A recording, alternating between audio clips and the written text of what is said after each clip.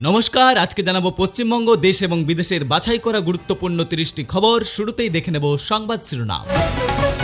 মালতীপুরে মুখ্যমন্ত্রী মমতা বন্দ্যোপাধ্যায়ের হেলিকপ্টারের সামনে রহস্যময় ড্রোন উড়ে আসার ঘটনায় রাজ্য জুড়ে তীব্র চাঞ্চল্য ছড়িয়েছে।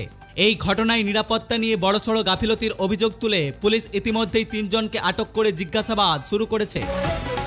মালদহের নির্বাচনী সভা থেকে ইভিএম নিয়ে বিস্ফোরক মন্তব্য মমতার। তার দাবি, ইভিএম কেন্দ্র সরকার তৈরি করে, তাই ভোট চলাকালীন মেশিন খারাপ হলে গ্রামবাসীরা যেন নতুন ইভিএম না আসা পর্যন্ত বুথ না ছাড়েন। বিচার বিভাগীয় আধিকারিকদের ঘেরাও করার ঘটনার তদন্তের স্বার্থে আজ মালদহে কালিয়াচক 2 নম্বরের বিডিও অফিসে হানা দিল এনআইএর টিম। বিডিওর গাড়ি চালক এবং অন্যান্য আধিকারিকদের ম্যারাথন জিজ্ঞাসাবাদ করে বেশ কিছু গুরুত্বপূর্ণ তথ্য সংগ্রহ করেছে কেন্দ্রীয় গোয়েন্দারা। সন্দেশখালী ইস্যুতে আজ আদালতে চার্জশিট পেশ করল সিবিআই। এলাকায় অশান্তি পাকানো এবং মহিলাদের ওপর অত্যাচারের ঘটনায় নাম থাকা মূল অভিযুক্তদের বিরুদ্ধে কড়া আইনি পদক্ষেপ নেবে কেন্দ্রীয় তদন্তকারী সংস্থা। মুখ্যমন্ত্রী হার নিশ্চিত জেনেই ইভিএম নিয়ে মিথ্যে অভিযোগ করছে। মমতা বন্দ্যোপাধ্যায়ের মন্তব্যকে ঘিরে পাল্টা আক্রমণ করেছেন বিরোধী দলনেতা শুভেন্দু অধিকারী। ইভিএমের ম্যানুফ্যাকচারিং নিয়ে তৃণমূল নেত্রীর অভিযোগ সম্পূর্ণ ভিত্তিহীন বলে দাবি করেছেন নেতা। উত্তর 24 পরগনার এক গোপন ডেরায় হানা দিয়ে বিপুল পরিমাণ দেশি আগ্নেয়াস্ত্র এবং কার্তুজ উদ্ধার করল পুলিশ। নির্বাচনের ঠিক আগে এলাকায় বড়সড় সন্ত্রাস ছড়ানোর উদ্দেশ্যে এগুলো মজুত করা হচ্ছিল কিনা তা খতিয়ে দেখছেন গোয়েন্দারা। গ্রাম বাংলার রাস্তাঘাট উন্নতির জন্য বড় অঙ্কের অর্থ বরাদ্দের ঘোষণা করল নবান্ন। পদ্মশ্রী প্রকল্পের আদলে রাজ্যের বিভিন্ন জেলায় রাস্তা সংস্করণের এই মেগা প্রজেক্ট যুদ্ধকালীন তৎপরতায় শুরু করার নির্দেশ দেওয়া হয়েছে। দক্ষিণবঙ্গে শুরু হয়েছে তীব্র গরম, যার ফলে আলিপুর আবহাওয়া দপ্তর আগামী 48 ঘন্টায় একাধিক জেলায় তাপপ্রবাহের সতর্কতা জারি করেছে। চড়চড় করে বাড়ছে পারদ, বেলা বাড়ার সাথে সাথেই সাধারণ মানুষকে বাড়ির বাইরে বেরোতে নিষেধ করা হয়েছে। বীরভূমের মুরারিয়ের দলীয় কার্যালয়ে তৃণমূলের গোষ্ঠীদ্বন্দ্ব আজ চরমে। সংসদ শতাব্দী রায়ের উপস্থিতিতেই কর্মীদের মধ্যে বচসা এবং হাতাহাতি শুরু হয়, যা সামাল দিতে রীতিমতো নাজেহাল প্রশাসন। পশ্চিমবঙ্গের বাকি আসনগুলোর জন্য আজ চূড়ান্ত প্রার্থী তালিকা প্রকাশ করল বিজেপি কেন্দ্রীয় নেতৃত্ব। প্রার্থীদের নাম ঘোষণা হতেই বিভিন্ন জেলায় কোথাও উৎসবের মেজাজ, আবার কোথাও কর্মীদের ক্ষোভের ছবি ধরা পড়েছে। লক্ষ্মী ভাণ্ডার প্রকল্পের নাম নথিভুক্ত করার জন্য ব্লকে বকে ফের সরকারি ক্যাম্প শুরু করা হলো। নতুন করে যোগ্য উপভোক্তাদের চিহ্নিত করার প্রক্রিয়া শুরু হওয়ায় গ্রাম বাংলার মহিলাদের মনে দারুণ খুশি। মালদহ কাণ্ডে এনআইএ তদন্ত নিয়ে আজ ফের ক্ষোভ উগরে দিয়েছেন মুখ্যমন্ত্রী। মুখ্যমন্ত্রীর অভিযোগ, আদালতের নির্দেশে তদন্ত চললেও আদতে সাধারণ গ্রামবাসীকে হয়রানি করা হচ্ছে, যা ভোটের মুখে ষড়যন্ত্র ছাড়া আর কিছু নয়। শিক্ষক নিয়োগের ঝুলে থাকা প্রক্রিয়া নিয়ে আইনি জটিলতা কাটাতে নতুন প্যানেল তৈরি করার ইঙ্গিত দিয়েছে শিক্ষা দপ্তর। যোগ্য প্রার্থীদের দ্রুত নিয়োগ করার লক্ষ্যে আইনি বাধাগুলো সরাতে কাজ শুরু করেছে সংশ্লিষ্ট পরিষদ। কলকাতার বাজারে জাল সরকারি চাকরির নিয়োগপত্র চক্রের পর্দাফাশ করল লালবাজারের গোয়েন্দারা। মোটা টাকার বিনিময়ে বিভিন্ন সরকারি দপ্তরে কাজ দেওয়ার নাম করে কয়েক কোটি টাকা প্রতারণা করা হয়েছে বলে প্রাথমিক তদন্তে অনুমান। ক্যাশ অন ডেলিভারির নামে নতুন এক জালিয়াতি নিয়ে শোরগোল পড়েছে নেট দুনিয়ায়।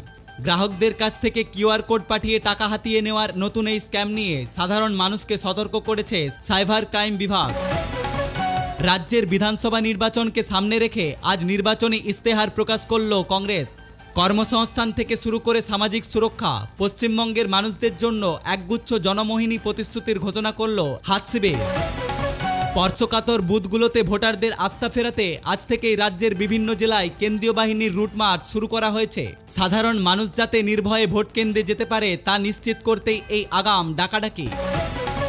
জেলে থাকা হেভিওয়েট নেতারা যাতে জেল থেকে ভোটের পরিকল্পনা বা রাজনৈতিক কোনো প্রভাব খাটাতে না পারে, তার জন্য কড়া নজরদারি শুরু করল জেল কর্তৃপক্ষরা।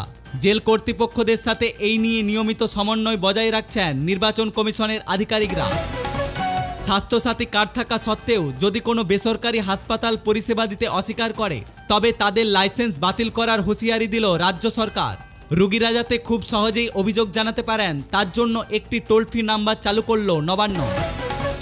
আদিবাসী অধ্যুষিত এলাকাগুলোতে মদের দোকান খোলার বিরুদ্ধে আজ রাস্তায় নেমে বড়সড় বিক্ষোভ দেখালেন কয়েকশো মহিলা। এলাকার শান্ত পরিবেশ বজায় রাখতে তারা জেলাশাসকের দপ্তরে গিয়ে অভিযোগ জমা দিয়েছেন। পেট্রোল এবং ডিজেলের আকাশছোঁয়া দামের প্রতিবাদে আজ কলকাতার রাজপথে সরব হলেন সাধারণ মানুষ। জ্বালানির ওপর ট্যাক্স কমিয়ে সাধারণ মধ্যবিত্তকে রেহাই দেওয়ার দাবি নিয়ে সরব হয়েছেন বিভিন্ন অরাজনৈতিক সংগঠনরা। তীব্র গরমের কারণে কি রাজ্যের স্কুলগুলোতে গরমের ছুটি এগিয়ে আসবে? শিক্ষা দপ্তরের অন্দরে এই নিয়ে আলোচনা শুরু হলেও এখনও কোনো চূড়ান্ত সরকারি সিদ্ধান্ত বা বিজ্ঞপ্তি জারি করা হয়নি। আবাস যোজনা প্রকল্পে স্বচ্ছতা বজায় রাখতে ড্রোন দিয়ে সার্ভে করার কাজ শুরু হয়েছে। প্রকৃত অভাবী মানুষরা যাতে ঘর পান এবং কোনোভাবেই যাতে দুর্নীতি না হয় তা নিশ্চিত করতে এই বড় পদক্ষেপ। আজ কলকাতায় বড় রাজনৈতিক মিছিল এবং সবার কারণে শিয়ালদা এবং ধর্মতলা সংলগ্ন এলাকায় ভয়াবহ যানজটের সৃষ্টি হয়। দীর্ঘ সময় রাজপথে আটকে থেকে নাজেহাল হতে হয়েছে অফিস যাত্রী থেকে শুরু করে সাধারণ মানুষকেও। ভারত বাংলাদেশ সীমান্ত থেকে পাচারের সময় আজ কয়েক লক্ষ কোটি টাকার সোনা উদ্ধার করেছে বিএসএফ। সীমান্ত রক্ষা বাহিনীর তৎপরতায় পাচারকারীরা সোনা ফেলে পালিয়ে গেলেও তাদের সন্ধানে সীমান্তবর্তী গ্রামগুলোতে তল্লাশি শুরু করা হয়েছে।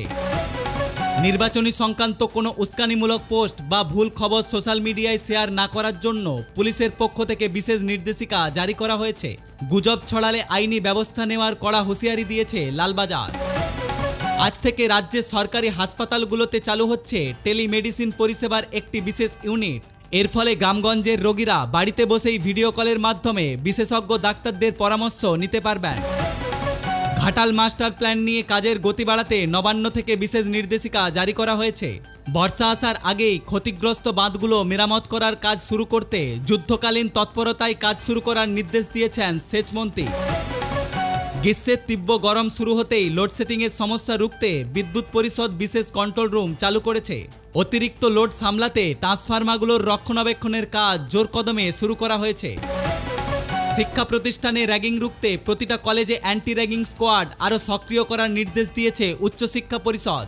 ইউজিসির গাইডলাইন মেনে ক্যাম্পাসে সিসিটিভি ক্যামেরার সংখ্যা বাড়ানো হচ্ছে। পুরুলিয়া ও বাঁকুড়ার কিছু অংশে পানীয় জলের তীব্র সংকট দেখা দিয়েছে।